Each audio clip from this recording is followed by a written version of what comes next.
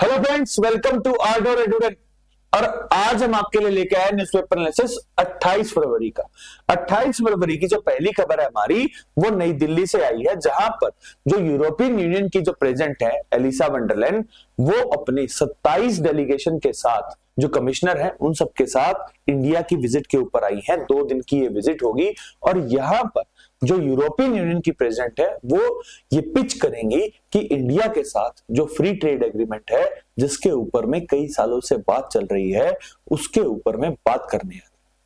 यहाँ पर Elisa wonder लेyen पहले भी कह चुकी हैं कि वो चाहती हैं कि इंडिया के साथ एक लॉन्ग टर्म टाई हो, जहां पर पूरी यूरोपियन यूनियन के साथ जो इंडिया का जो ट्रेड है वो बढ़े, क्योंकि अभी तक जो इंडिया और यूरोपियन यूनियन का जो ट्रेड है वो लगभग $100 बिलियन का है। और यहां पर उन्होंने कहा कि बहुत ज्यादा पोटेंशियल है कि दोनों जो एसोसिएशन है, जहां पर इंडिया और ईयू, यहां पर हम ट्रेड की जो लिमिट है उसको हम बढ़ा सकते हैं, और इसके लिए ही वो आई है। उन्होंने कहा कि आज वो प्राइम मिनिस्टर मोदी से मिलेंगी और वो चाहती हैं इंडिया और यूरोपियन यूनियन के बीच में एक अच्छा फ्री ट्रेड एग्रीमेंट हो जाए, जिसके तहत जो ट्रेड है वो बढ़ जाए। यहां पर उन्होंने कहा कि जो यूरोपियन यूनियन की जो ऑटोमोबाइल सेक्टर है, जो वाइन सेक्टर है, जो चॉकलेट सेक्टर है, इन सब के ऊपर जिस तरह से जो इंडिया के अंदर जो टैरिफ लगाए जाते हैं, जो टैक्स लगाया जाता है, उसके अंदर में कटौती होनी चाहिए, ताकि जो यूरोपियन कंपनीज हैं वो यहां पर आकर एक फुल फ्लेज्ड अच्छे तरीके से बिजनेस कर सके।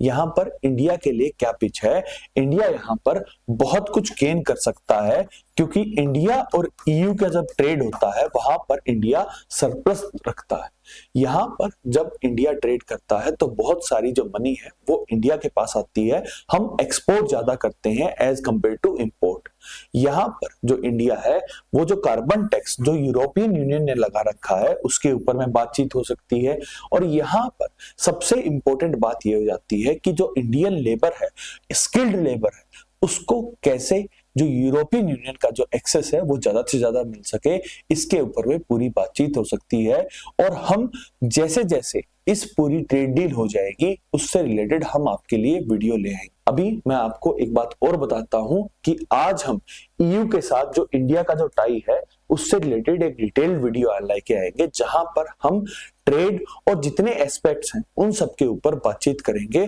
अब हम चलते हैं नेक्स्ट न्यूज की तरफ। जो नेक्स्ट न्यूज है वो हमारे सदर्न स्टेट से आई है, और सदर्न स्टेट्स के अंदर एक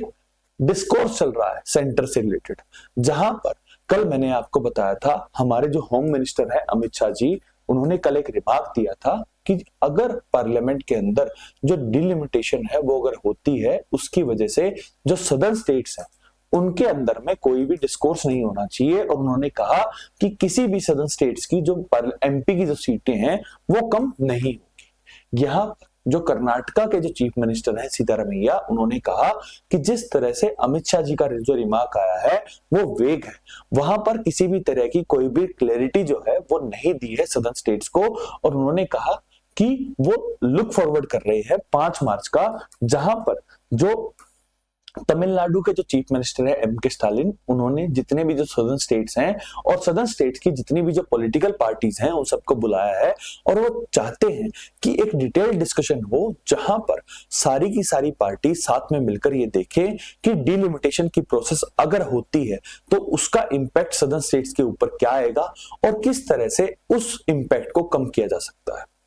डिलिमिटेशन की प्रोसेस क्या है और सदर्न स्टेट्स की क्या वरी है, उससे रिलेटेड हम एक डिटेल्ड वीडियो लेके आ चुके हैं। उसका लिंक आपको डिस्क्रिप्शन में मिल जाएगा, और वहां पर आप देख सकते हैं कि हमने पूरी तरह से समझा रखा है कि डिलिमिटेशन की प्रोसेस अगर इसी तरह से होती है जैसे 1971 के अंदर हुई थी, और पॉपुलेशन के बेस पर अगर हम सीट्स का बढ़ोतरी या घटोतरी देखते हैं, तो वहां पर जो सदर्न स्टेट्स हैं उनकी जो से है पार्लियामेंट के अंदर वो कम हो जाएगी। ये हमने डिटेल बता रखी है, लिंक आपको डिस्क्रिप्शन में मिल जाएगा और आप वो देख सकते हैं। यहां पर अब जो सेकेंड खबर है वो भी सदर्न स्टेट से आई है, जहां पर तमिलनाडु के जो चीफ मिनिस्टर हैं एमके स्टालिन, उन्होंने कहा कि जो न्यू एजुकेशन पॉलिसी आ रही है और उसके अंदर में जो 3 लैंग्वेज का जो फॉर्मूला है उसके अंदर में उन्होंने कहा कि यहां पर हिंदी को इंपोज किया जा रहा है, और उन्होंने कहा कि हमारी जो तमिल अस्मिता है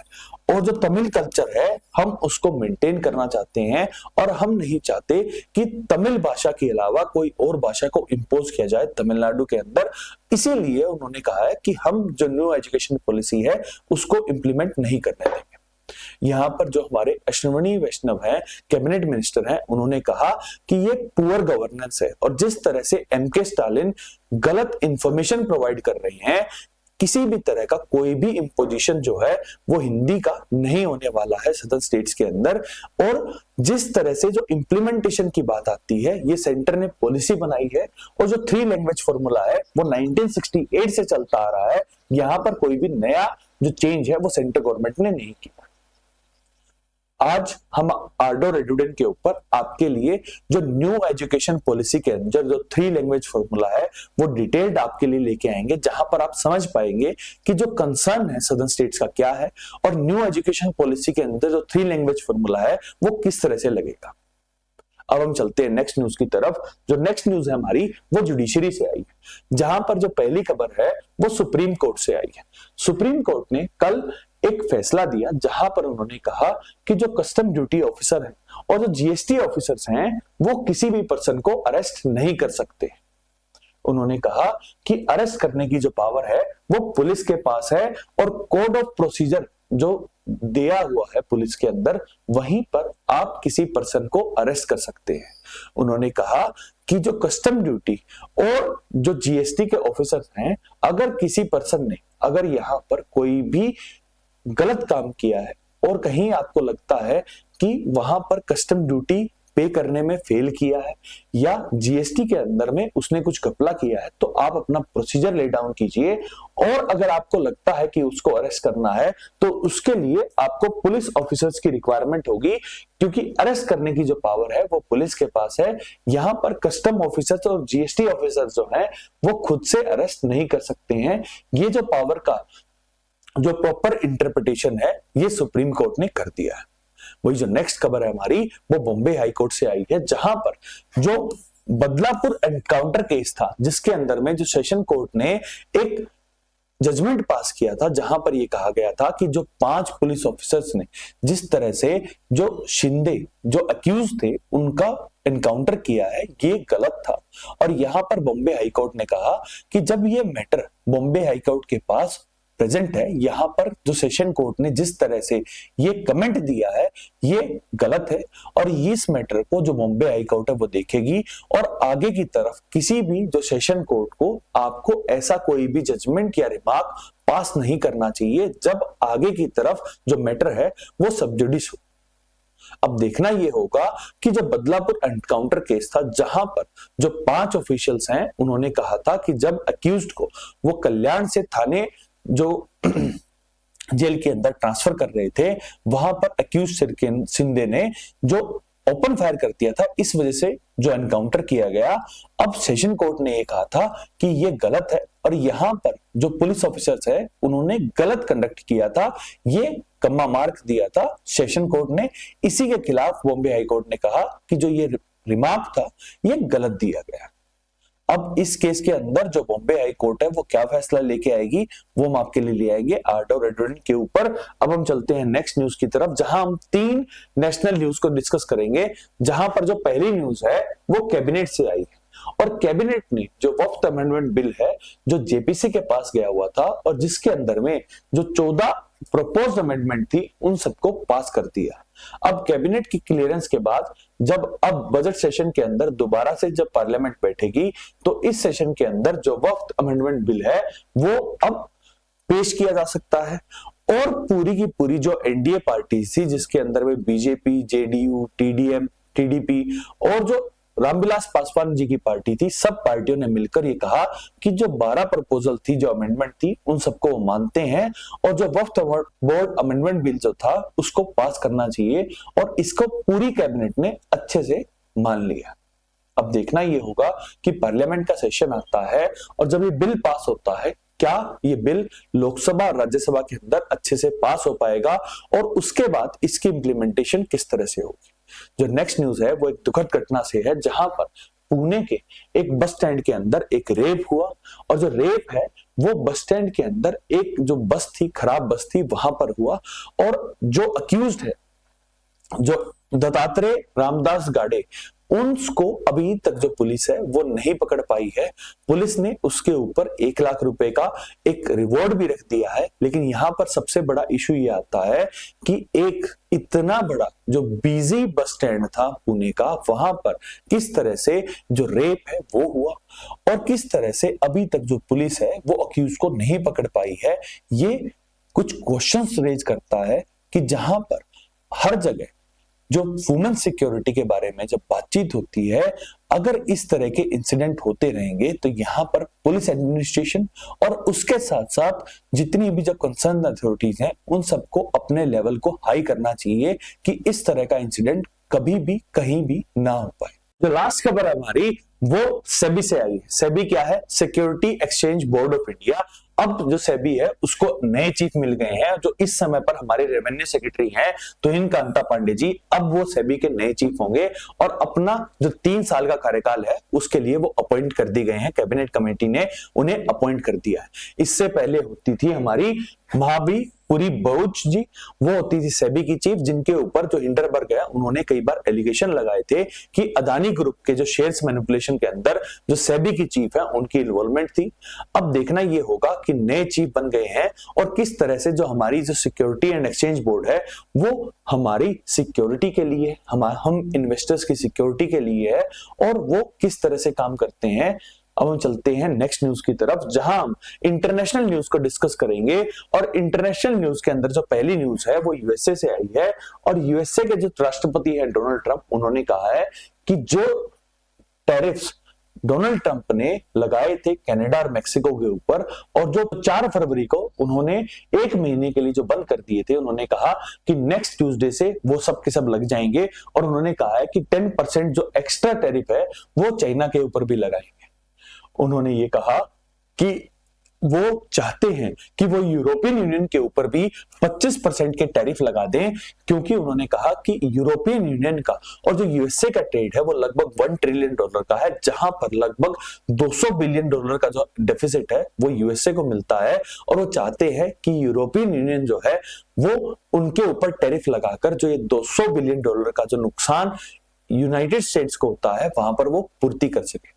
यहां पर जो यूरोपियन यूनियन है उन्होंने कहा कि हम जो ये टैरिफ्स हैं इनके खिलाफ हैं और हम हार्ड मेजर्स लेंगे जिनका इंपैक्ट जो है वो यूएसए की इकोनॉमी को भी होगा। अब जो डोनाल्ड ट्रंप है वो इमैनुअल मैक्रो जो ईयू के एक मेंबर है, फ्रांस उसके राष्ट्रपति है, उनसे मिल चुके हैं और उसके बाद जो ब्रेक्जिट कर चुकी है यूके, उनके प्रेसिडेंट जो है कीव स्टाइमर, उनसे भी मिलेंगे। और अब देखना ये होगा कि डोनाल्ड ट्रंप क्या जो यूरोप है उसको एज ए एलाई देखते हैं या उनके ऊपर जिस तरह से टैरिफ लगा रहे हैं, जो नेटो जो 1945 में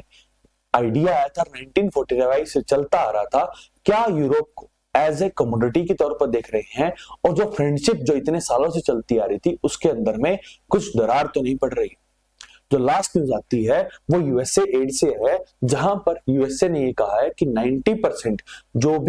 जो यूएसए एड थी उस सबको बंद कर दिया गया है और 90% जो वहां पर वर्कर थे उन सबको सैक कर दिया गया है। ये जो डोज डिपार्टमेंट है जिसे इलॉन मस्क हेड करते हैं, उन्होंने कहा है कि जो यूएसए एड है वहां पर अभी तक जिस तरह से जो पैसा जाना चाहिए था वो सही नहीं जा रहा है और जो यूएसए एड के नाम पर जिस तरह से जो पैसे हैं जो पिछली सरकारें दिया करती थी उसकी वजह से यूएसए की इकोनॉमी है उसको बहुत ज्यादा नुकसान पहुंचता है, इसीलिए जो यूएसए एड है उसको बंद कर दिया है।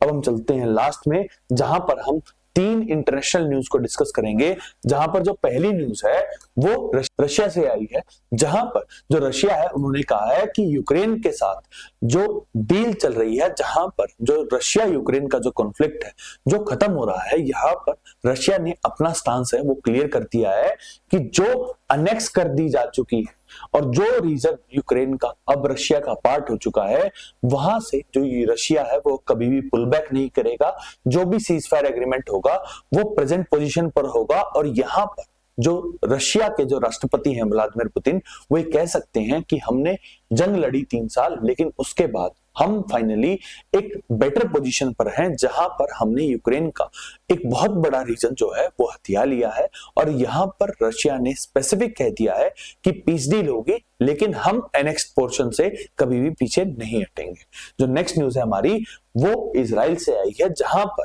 जो हमास है उसने ये कहा है कि हम सेकंड फेज की तरफ बढ़ सकते हैं। यहां पर जो इजराइल है उसने अपने जो 600 फिलिस्तीनी लोग जिनको रोक दिया था, जिनकी रिहाई रोक दी थी, उसकी रिहाई कर दी। और उसके बाद हमास ने कहा कि अब हम चाहते हैं कि जो सीज फायर एग्रीमेंट है उसके सेकंड फेज पर पहुंच जाए। और यहां पर जो इजराइल है उसने हार्ड बार्गेन करते हुए ये कहा है कि इजरायली फोर्सेस जो है वो जो गाजा कॉरिडोर है वहां से नहीं हटेंगी। फर्स्ट सीज फायर के अंदर ये कहा गया था जो इजरायली फोर्सेस है वो गाजा को इन ड्यू प्रोसेस छोड़ती जाएंगी। यहां पर इजराइल ने एक हार्ड सांस लेते हुए कहा है कि हमारी जो फोर्सेस हैं वो गाजा कॉरिडोर से बिल्कुल भी नहीं हटेंगी। और जब तक हम हमास को पूरी तरह से खत्म नहीं कर देते हैं और जब तक हमें सिक्योरिटी नहीं मिल जाती है कि हमास किसी भी तरह का कोई भी कॉन्फ्लिक्ट जो है वो इजराइल की जमीन पर नहीं होगा, तब तक हमारी फोर्सेस नहीं हटेंगी। अब देखना यह होगा इस डेवलपमेंट के बाद क्या हमास जो सीज फायर का जो सेकंड फेज है उसके लिए तैयार होगा, और क्या इजराइल हमास का जो सीज फायर है वो आगे बढ़ेगा या नहीं बढ़ेगा। जो लास्ट न्यूज है हमारी वो टर्की से आई,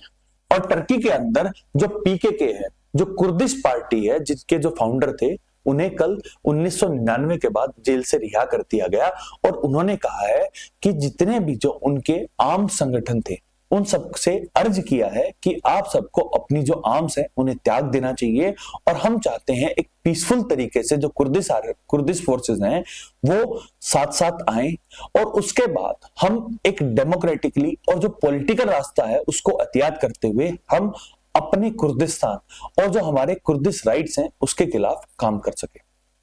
That's all for today. Thank you very much and please subscribe to our. Thank you.